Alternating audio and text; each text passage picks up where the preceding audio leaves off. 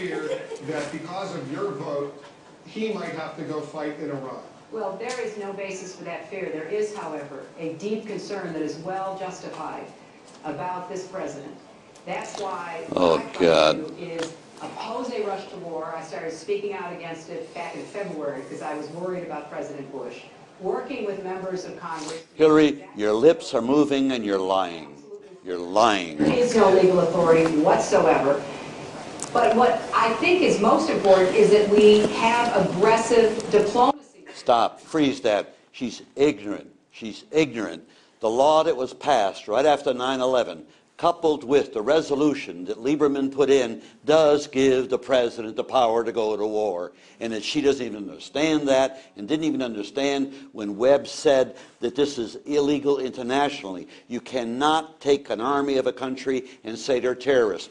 Say that the country is wrong, but you can't do that legally. And so they've given Bush the magic word, terrorism. And so now with terrorism, you can do anything you want in the world. You can go in and invade, you can attack, you can do all of these things, and that she isn't sophisticated enough, who wants to be president of the United States, to even understand that. It's appalling. It's appalling. And what she's party to is what could cost millions of human lives and unleash a nuclear exchange in the world. Go ahead.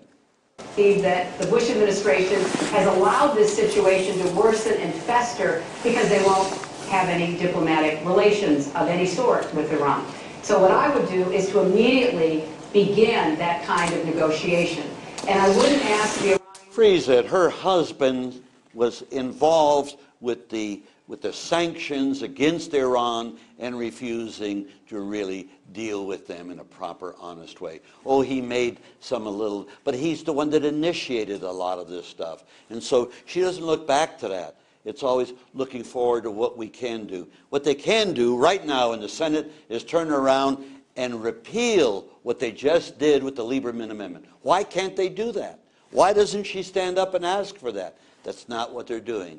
This is what the Democrats have locked into, which is another war, which is the way we did it with the Democrats, with the Vietnam War, with the Iraq War, and with the Republicans, and now the Democrats locked in, permitting Bush to go to war. And it won't happen. It won't happen until probably next April, May.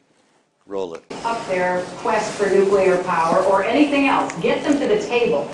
Well, wait a second. Freeze that. She's talking about whether or not Iran can have nuclear power. Well, who are we to tell them that they can or cannot have nuclear power? We got the bomb. The 5 members of the Security Council all have the bomb. When France wanted to get the bomb, we opposed it. In fact, Charles de Gaulle threw us out of France, NATO out of France, because of our opposition to him getting the force de frappe, the bomb. And so, did we invade India over the bomb? Did we invade Pakistan over the bomb? But it seems that now the logic, and now we're suggesting that maybe Egypt should have the bomb, and should we turn around and say we're going to go to war with Iran over the bomb? See, that is part of the march to war. These are all fellow travelers to war, because they all admit a little bit, oh, I'm good on this, but they are terrorists. I'm good on this, but they shouldn't have the bomb. I'm good on this, but they're killing Americans. Well, they wouldn't be killing Americans if we brought all the Americans home. It's the insurgents that are killing Americans, and it's their country, and we need to bring our troops home. This is not what they talk about. This is obfuscation of the worst kind of political demagoguery. Roll it. 1, ratchet down the tensions. Number 2, prevent them from becoming a nuclear weapons power, because that would be dangerous for all of us. Oh, yes. Get the rest of the world to help us. We need China and Russia, the neighbors in the region. That's what I would be doing. Wait a second. Freeze that. Here, look at the map. Around Iran, to the north you got nukes. To the west you got nukes. To the south you got nukes. And to the east you got nukes. And they're all alone there with nukes, and we spending millions of dollars to destabilize their government, change of government.